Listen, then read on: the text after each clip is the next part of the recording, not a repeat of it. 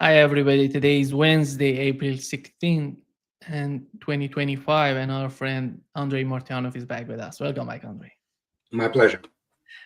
Andrei, let's get started with what's going on and with the last meeting between Vladimir Putin and Witkoff. Mhm.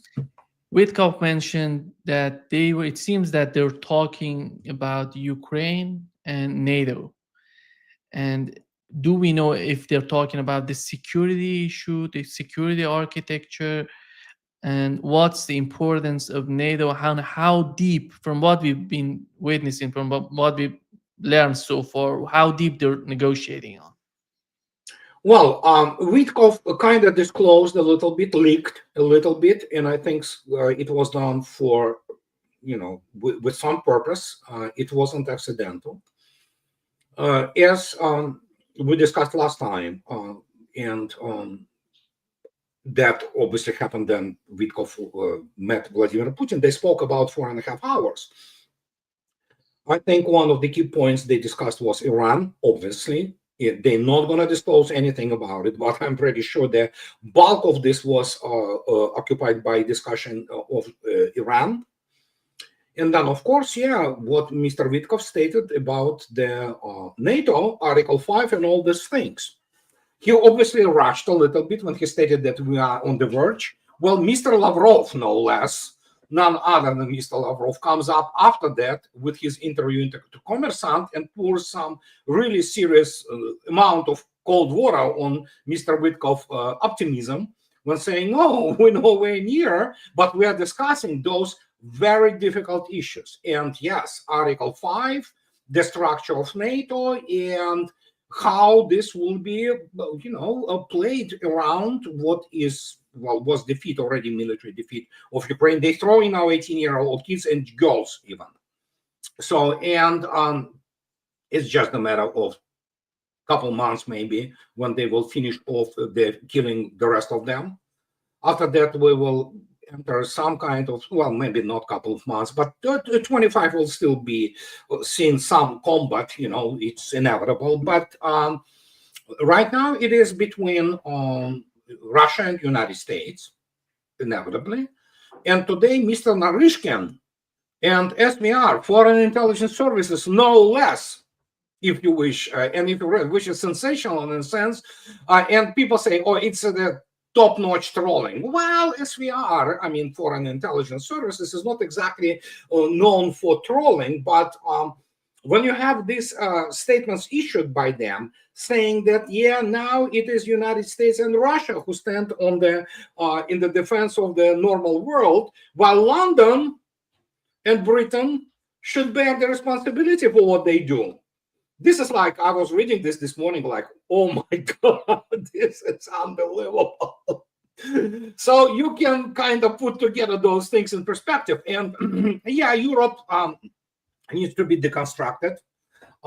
Trump administration probably understands, well, not Trump administration, Trump himself probably understands that his main enemies, who are, of course, Democratic National Committee and globalist cabal, globalist mafia, they are, basically placed, if you wish, or embedded, or have the roots in, London, Brussels, Davos. This is all kinds of those globalist fanatics. And London is one of those places which needs to be neutralized before any kind of the serious movements could be done in order to kind of restructure the both European and when I say European, nobody cares, what is the situation with Germany or Britain or France. It's European in application to Russia, in terms of European security and global one. And United States is facing the fork in the road right now, where it has two options: decline further and end up being, probably even disintegrating physically, because this is the torn country, or return back its legitimate place of the great power, one of the three great powers, the superpowers, and live with that, just go from there. So we'll see. You mentioned neutralizing the United Kingdom. We know that how deep they're involved in Ukraine, everything, politically, in terms of the intelligence, targets they're providing. And do you feel that the Trump administration, with the level of ties, with the level of talks that they're holding with the British government, are they going to be able to force them, or it's going to be somehow tricky for Donald Trump? It will be tricky precisely because London is, seated with fanatics and ignoramuses. When you look at their level of the military and intelligence expertise, they are good at terrorism. Okay, they're good at raping, just killing innocent people. That's what they are good at. London, as military power, they are pathetic. It's a chihuahua, and in terms of their economic power, this is not even. This is third world. Okay, they are third world. The only thing, remove their Rolls Royce from there, and what you get. I mean, so, and they cannot live with that. Because of that, as any desperados, and as any people who have no total awareness about themselves, which you would expect from British education, from the cretins they produce in bulk from Oxford and other humanities, so-called humanities, departments. So they think that they are really great. They have this what is called this networks, which they have in terms of the blackmailing, all kinds of stuff like that, which have been in place for centuries, not only for decades, but for centuries. They have materials on pretty much most of the European. Was the name of it, elite, so to speak, many of them perverts, pedophiles, and things like British love pedophilia themselves, as you look at BBC and all that. I mean, they just, look at the Rotterdam, So it's a degenerate country in many respects. Not people, I really emphasize with English people, because they cannot change it. The incest finally caught up with Britain. But they are dangerous in this respect because they are not rational. They are, again, as already stated, you can talk to the dwarf, which thinks who can play in NBA. He cannot play in NBA, but he can be an obstacle which will make you stumble and fall and hurt yourself. You will get up and kick his butt, and throw out of the court. But generally speaking, that's their danger. Their danger is in their utter weakness and ambition, and egos larger than cathedrals. And that's what it is. They're pathetic power. They're not world power. They're not even European power. So, in terms of NATO, and do you think that Russia is talking about the same terms that they have proposed in December 2021, or it's something beyond that and more comprehensive? I think it's beyond that, because Russians now understood. Well, they knew it kind of already, but at this point of time, we can see that in the end, let Europeans go at each other throats. They are really good at it. So that's how the two world wars started. And so once they go, which is beginning to happen, and I read news from Germany, for example, every day. It's just like Morgenthau plan is in action. They are bankrupting like every day. Major companies just going out of business. So once that happens, NATO de facto ceases to exist. So European NATO ceases to exist, and that essentially gives Russia what Russia demanded in December 2021, that move your freaking NATO to the borders of 1997. But Russia may get even bigger deal, better deal, NATO completely dissolving de facto. There will be no like, oh yeah, let's get together somewhere in Brussels and sign the thing about dissolution. No. It's not going to happen like this. It will start from all kinds of the mischief which British will try to do again in Europe, So they will be eating each other alive, They will be quarreling, squabbling. This is what they did for pretty much all existence of Europe, So that's And once they do that, the rest of their puny resources in military technological sphere will dissolve completely. I think with the case of NATO, we know that Donald Trump, at least Donald Trump himself, is not interested in NATO. But it's not just about Donald Trump. It's about the future and what's going on in the future between the United States and Russia. And there has to be, and if they don't get it, if they don't negotiate it with Donald Trump and just let it for the next president and next president, nothing gonna be solved. We're gonna have the same sort of conflict as in 10 years. I don't know how they're gonna fight it and fight it back. We know that how these people and these leaders in Europe, you know that the new chancellor of Germany is talking Yeah. about sending tourist missile. These people are going to be, Andrei, there is no hope. In my opinion, there is no hope that these leaders going to be voted out of their No, position in the no. near future. Europeans are done. Europeans as people, most of them are done. Yes, I am on record. By 2050, there is a very good probability that France, as we know, will not exist. And they will be eventually, the same as Britain. I'm not sure about the fate of the English people. I really am not sure. They hide statistics. We know they call it the mini Pakistan now. And again, if you look attentively at their police, they allowed the rapes in Rotterdam happen. BBC, which is the human herpes, which are not real humans who work there, and other, British media, they were hiding it. So, and guess what? They will be beaten into utter submission because majority of the population of Europe have been completely emasculated. They have been turned into cowards and cuckolds, so cocks. That's who they are. They do not reproduce, really. So, and economic realities will make life much more miserable. So, in this respect, yeah, and that's what I'm saying. They're not going to vote out anybody. It's like those people which are, oh my God, Germany, voted for AfD, and even if they have voted them and they are equal in their percentage with the Christian Democratic Union, how about the rest of it?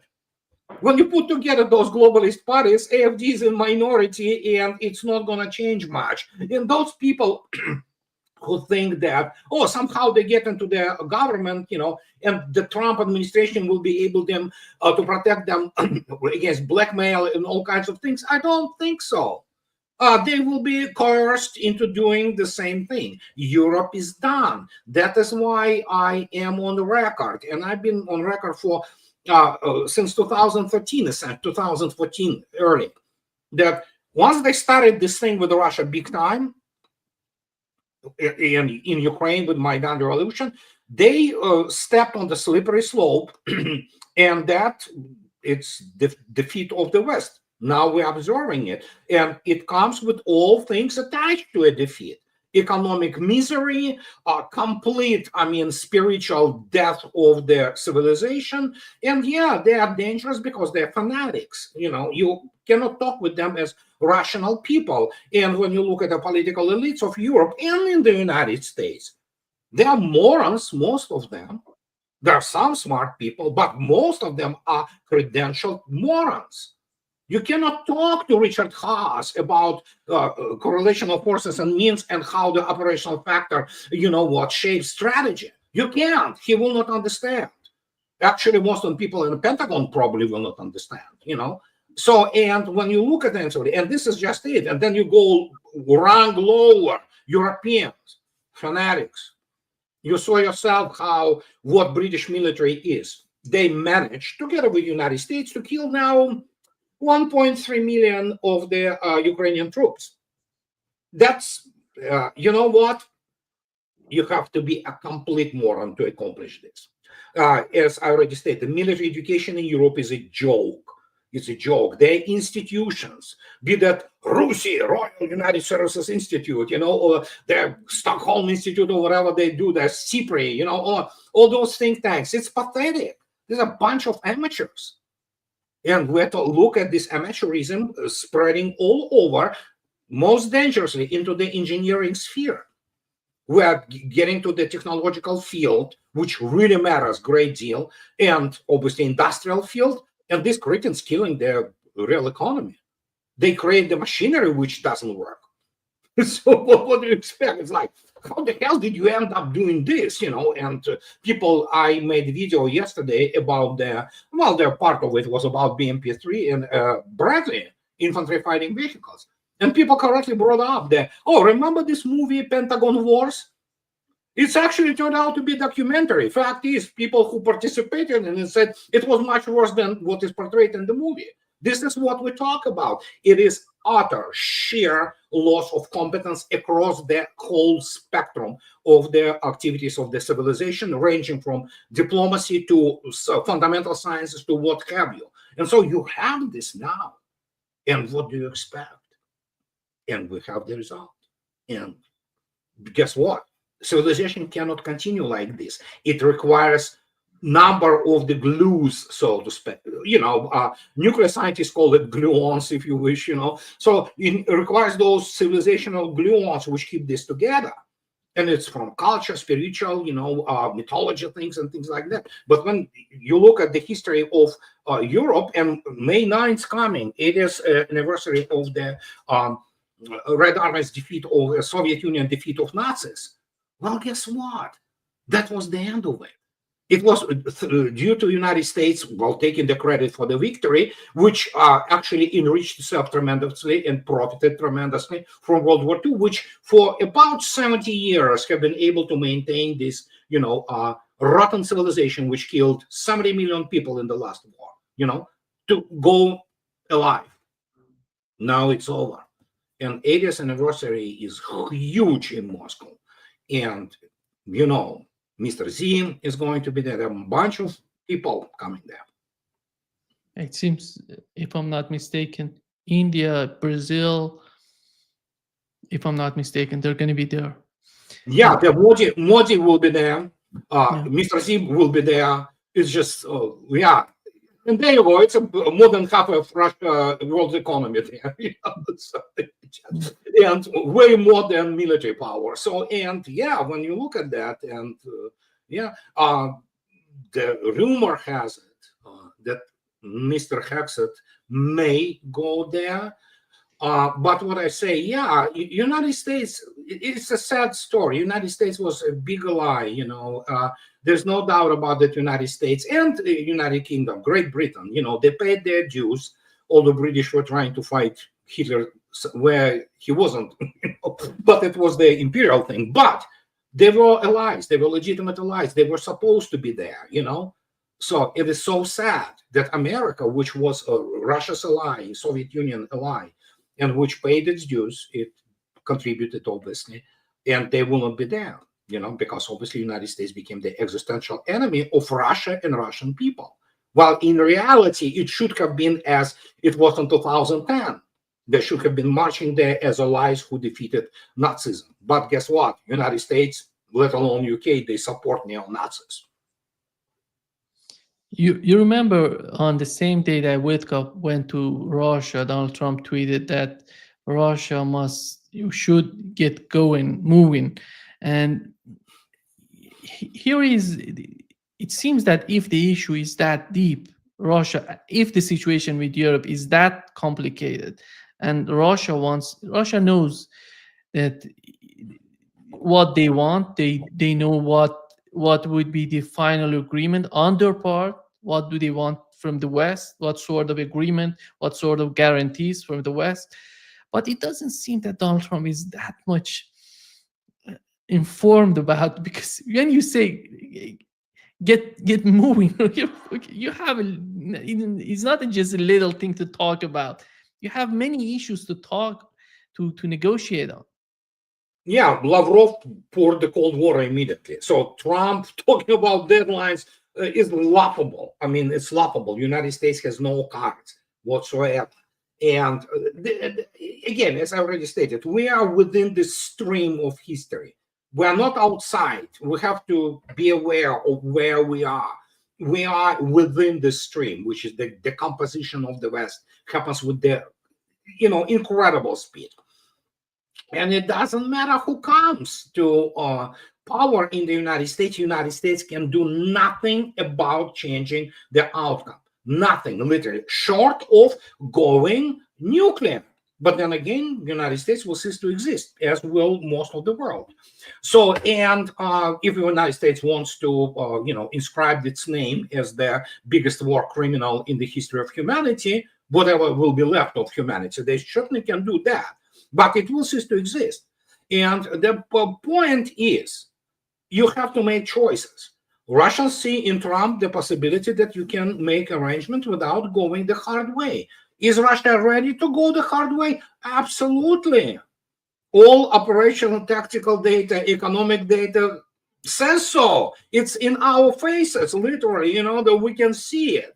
So it's evidently those people, the fanatics from all this, the puny organizations like Council for Foreign Relations, all those bunch of the credentials idiots, that they say about that, they talk about some strategies. There is no strategy. And pardon my French, I used the analogy yesterday in my post in my blog. When your balls are in vices, and you have the guy who just tightens up and there's no way you can extricate there, well, you have the two business options: to follow what is demanded by the guy who actually at the handle, or you can go into business of scrambled eggs for a short while before you're completely dead. So it's like this constantly. And I understand it's like I don't know. It's just they're screaming, they're spitting, they're trying to scratch things, but it doesn't matter. When your tail is tightly held by people who can actually kill you, and you can do whatever the motion you can, but if you cannot, you can either, like lizards do, they just drop off the, the tail and just run to live another day. But you can do that. Your tail is grabbed and you die as a whole.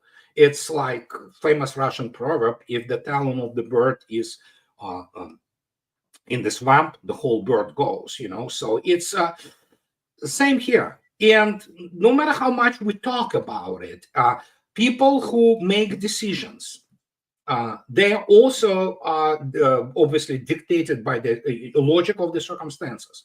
Russians are working now to create logic of circumstances, which they successfully do, actually, to have basically no option but do it for now in the smooth, soft manner, allowing the United States to save whatever is left of the face of the United States. This is the off-ramp, strategic off-ramp. If the Trump administration doesn't take it, it changes nothing in terms of a Russian posture. It just only will harden it. And actually, by definition and by default, it will harden on the China's part. Because in the end, they, as always, they miscalculated. They have all of them, practically most of them, they have PhDs in miscalculation because they are ignorant, they are illiterate. You cannot get decent education and a grasp of the world outside when you go and study somewhere, some kind of the Harvard or Yale, some studies, thing. No, you can't. So because obviously, and I just posted this about it, inevitability of the construction, the whole myth of post-World War II myth of the American superpower. The United States is a great country. It's a superpower, and there are many things which are absolutely admirable and worthy of not only preserving but extolling them. Bill of Rights, Constitution. There was this incredible American industries and things like that. But much of it is confabulated. Oh, not that, but the rest of it is American history of global victories over everybody. No. Somebody else always was doing the fighting, So that's what it is. And once you deconstruct that, what do you have? What do they have in terms of what's left for them to even come with some kind of conclusions and come to some kind of the decisions which are based on reality? Not much. Andre, we know that the United States, at least in the mainstream media, we've learned from Reuters, from Irish Times, that the way that Donald Trump is imposing tariffs on China because they want to separate other countries from China. And the main one of the objective is Europe in these articles. But we know that Russia is part of that, and other countries are part of that sort of strategy on the part of Donald Trump. How do you see the situation in Ukraine? And you said that mm, Witkop's visit to Moscow mostly they were talking about Iran. A large part And of it, not yeah, mostly, but a huge chunk of it yeah, undeniably was around. yeah. We know that China is in the background as well. Yeah.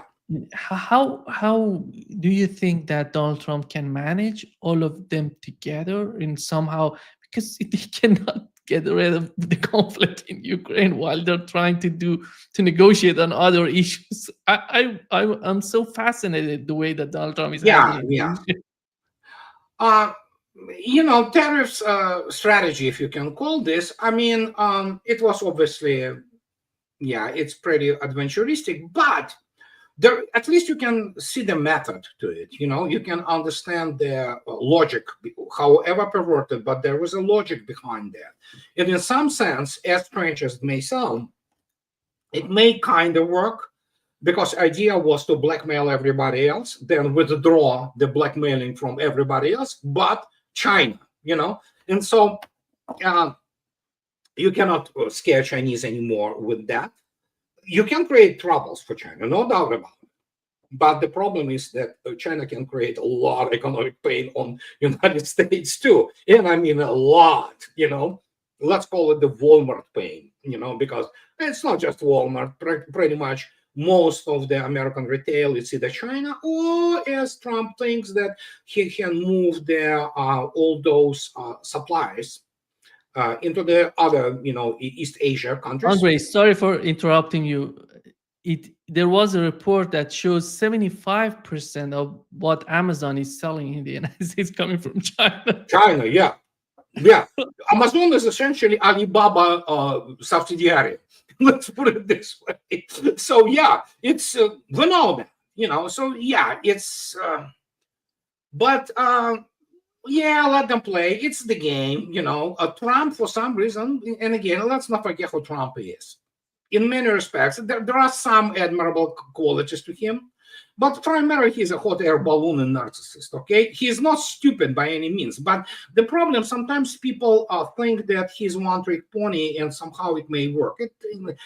Listen, again, real estate shyster business in New York has nothing to do with actual international relations and, how modern geopolitics, kind of goes.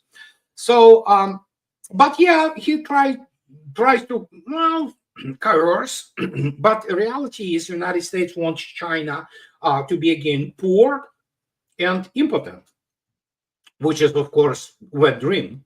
China is massive and very powerful economically. It's a superpower. It's the largest economic power in the world. So in this case, I don't know what they're trying to do, but I heard, no, well, it's Bloomberg, okay? Bloomberg is essentially the fake news organization. There are a bunch of this human herpes which works there. They call them journalists. They're not journalists. They're a bunch of their propagandists and ideologues.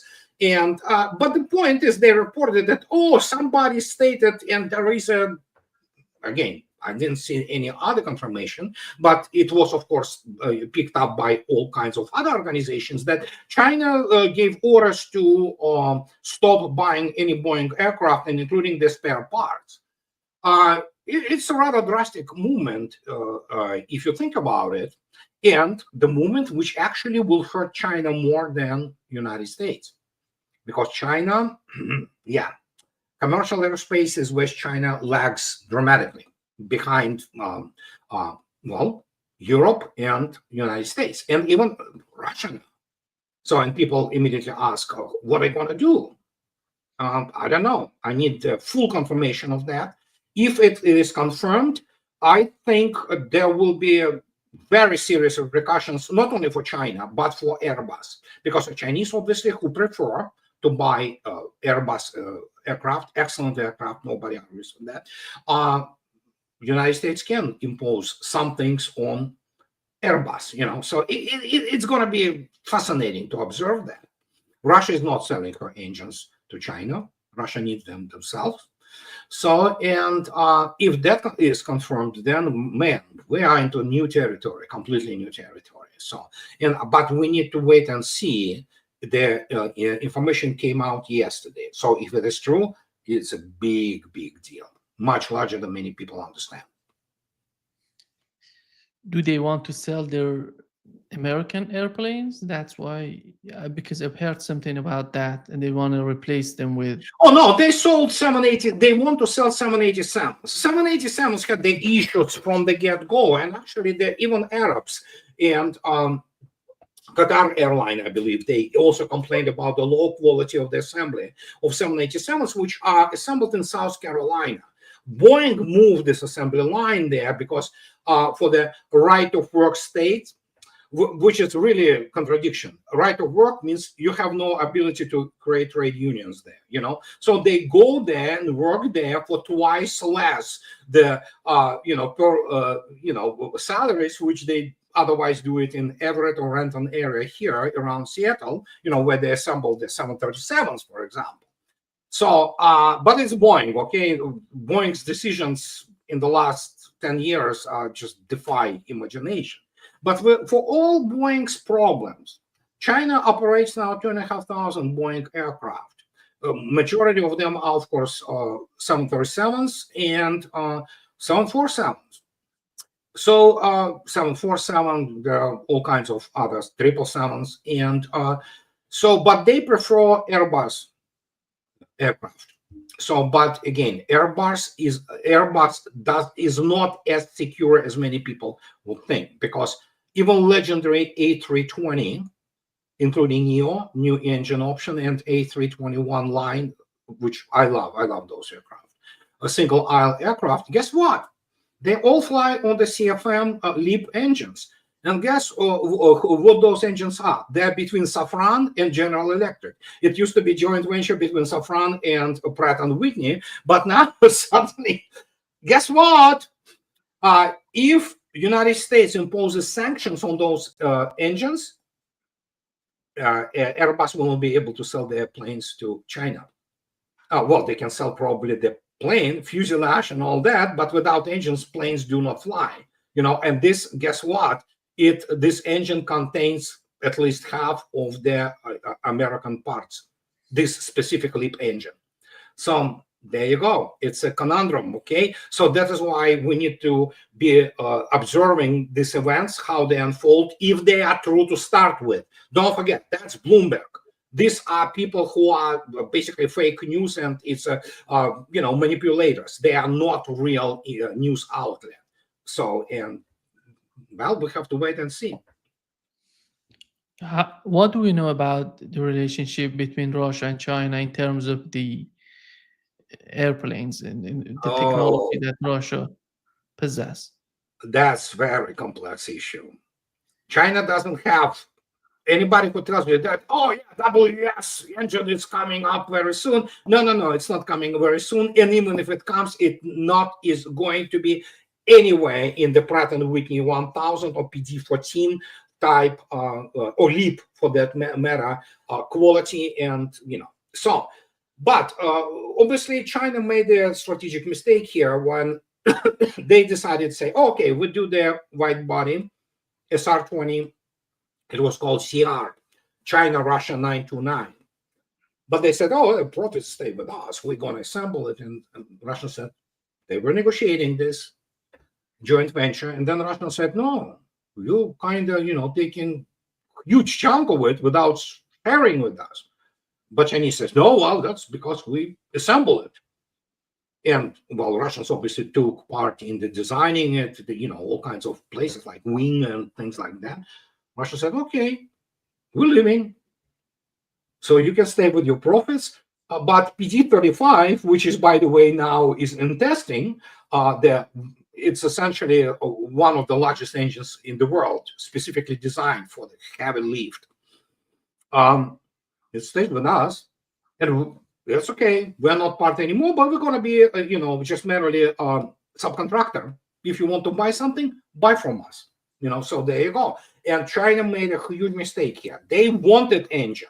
They wanted to have hands on this engine, but you cannot copy engines. You just can't copy it today. You have to have a whole industry, scientific research. You have the, school of thought, engineering schools, which go into those engines because they are so sophisticated, so finely tuned machines, one of the most complex machines ever created. And China doesn't have that type of engines. They have their own engines. They're not as good. So they cannot buy anything now from Russia for their Comac 919, which is narrow body. It's not really Chinese. Most of it is there, as you might expect, including engines, which are LEAP engines, are Western. So theoretically, they could have tried to do it all Chinese, which would take another many years, and say, okay, Russians, give us your PD-14, engine. Russians not giving it. They need themselves, because Russia has now 20 plus, actually, MS-21s, hulls getting ready to be motorized and flying and serving. And then you have the Tu-214. Pardon me. Take a sip, Andrei. Pardon me, it's just. And you have Tu-214, and Russians have their own PS-90A. They're also not selling.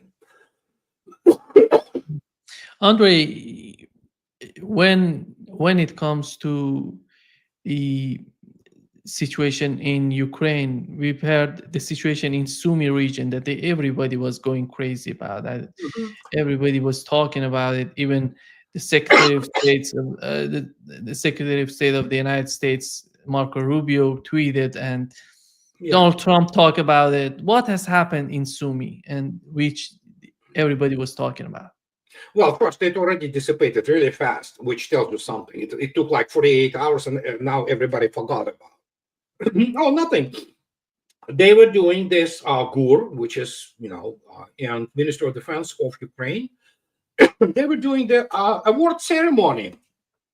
Well, guess what? Because they are Ukrainians, they love to hide behind the backs of civilians. So they brought some civilians with them. Well, Russians had the targeting, they hit it, and that's it.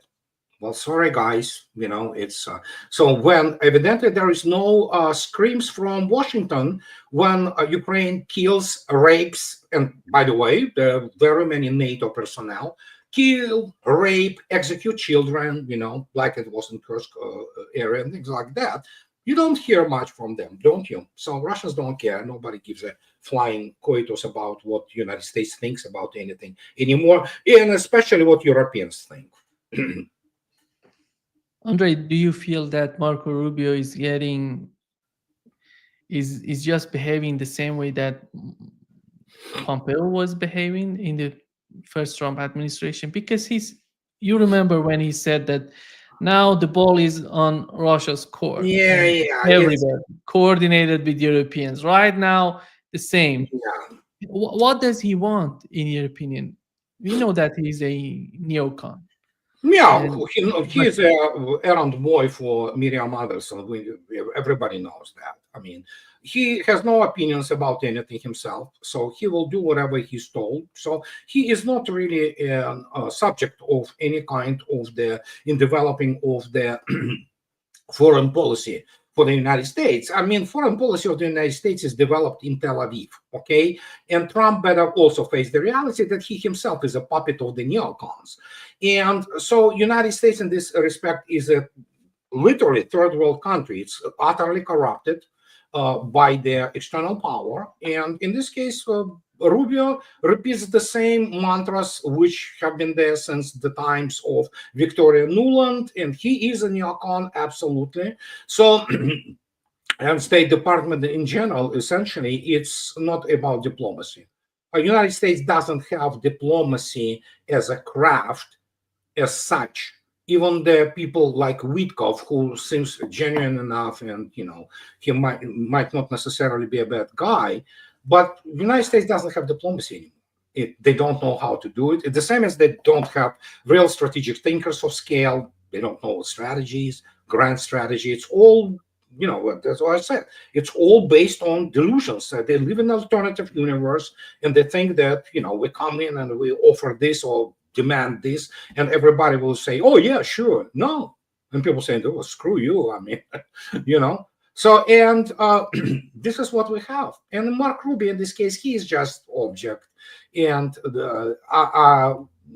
it depends. However, he supported the efforts of Witkov, as strange as it sounds. So, which is like, that's interesting. If we take out Witkoff from the Trump administration, do you see anybody capable of implementing, doing these things, negotiations? No, there's nobody. There's nobody. It's already stated. You have clowns like Kellogg. The guy is militarily ignorant. He doesn't understand what is going on in the world. His task is to sit and drink whatever they drink, or with the Ukrainian side, listen to their fairy tales, and then come in and parade himself as a clown, which most of the American generals are. And so he doesn't understand what is going on. Trump made some good choices in terms of the domestic, policies. When we look at Kash Patel as the FBI director, we look at Tulsi Gabbard, but in the end, he doesn't have that many in terms of his what is called bench. In hockey, the bench where they have for that matter, in football. With football, your players sit on the bench waiting to be substituted or something. He doesn't have the bench. United States doesn't have the bench. The only thing United States has is the primarily neocons and Israeli firsters and warmongers. So the small little part of, say, Congress, which is normal people in general, the rest of it is, there's nobody to talk to. And that is why we have this game. Many people don't understand. There is a time factor in this game. Russians also play for time. They don't play just for the tangible results, like, killing more Ukrainians and annihilating pretty much the rest of the sperm bank, which is already happening. They already, as already stated, 18-year-olds, 21-year-olds are being, slaughtered there. So they don't have much left. But Russians play for the time. And for time, looking at NATO, as I already stated, there will be no official assembly, in Brussels, when all those NATO countries come together and say, oh, yeah, we signed today the treaty dissolving it. No, it will dissolve by de facto, And, the most important part now is to erect the Iron Curtain. Russians do not want to have anything to do with Europe and most of Europeans. Those Europeans who are normal people, who want to live in a normal country with the normal values, they can go to Russia, they get their visas, and they get their green cards very fast. Maybe some go to the United States, because the United States is still, for all its flaws, it's largely, conservative country, with the exception of those coastal areas where the insane, fanatics and wokes, Democrats live. But Europe is done. It's over. And it's just a matter of how Russians will look at it in 5 years, for example. And if there will be the war between Europeans themselves, which completely not excluded. Yeah, we know that right now they're trying to do everything to the president of Serbia. Oh, well, Vucic is, Serbia obviously is a small country. It's in a very precarious position, and there have been generational change, which is puzzling, to put it mildly. And of course, there are NGOs all over the place who, what used to be USAID, which finance all kinds of the scumbags, for orange or color revolutions. But Slovakia, they wanted to kill Fico. They almost succeeded. So that's a sheer terrorism. It's all the intelligence operations by MI6 and all kinds of other scumbags, So yeah, and what can I say? They Europeans wanted it. The only country which remains for now, just normal country. It's Hungary. That's normal country. They remain. It doesn't mean that they like Russians. Fact is, majority of Hungarians don't like Russians at all. So don't forget the history between Hungary, which sent the whole army to the Eastern Front, and what they committed there. But they're a normal country. They understand you have to do business, you have to go around, you have to deal with people, negotiate. And Viktor Orban is definitely one of these guys. But he is also a friend of Trump. And in this respect, he has the support, sort of, The rest of them, they are on their own. Andrei, do you think that Donald Trump, while he's negotiating with Russia, he's talking with Europeans? Because we know that Russia is just talking with the United States. They want to get something with the United States. But on the part of the West, how do you see the way that Donald Trump is dealing with Europe? Because after all, it's important that there has to be some sort of agreement from within the West. And do you think that's going on between the Trump administration and the Europeans? Oh, they talk, of course, but do not forget, when we say talk, and what is Trump administration? Just yesterday, in Hexet, in Pentagon, they found the guy who leaked. He was the senior advisor to Pete Hegseth. He leaked everything, It's like, what is Trump administration? It's just, it's Swiss cheese, okay? As I already stated, they are kind of pull it into different directions, and they do not know what they want, So they may say that, oh, I have strategy meetings and all that. Well, you have the one part which says, let's blow everything, the world to smithereens. And I'll say, oh, no, let's not do that. So good luck, working out the consensus. But it's just what it is. This is what American politics has become. The American foreign policy consensus is a joke. And when we talk about Trump administration, how they communicate with Europe, Trump may talk to Europe, some people close to him, in one way, while the rest of his administration will be talking to Europeans past his head on a completely different, platform. So, and this is like, it's a chaos. Yeah, it's a chaos. He cannot get control of his own administration yet again.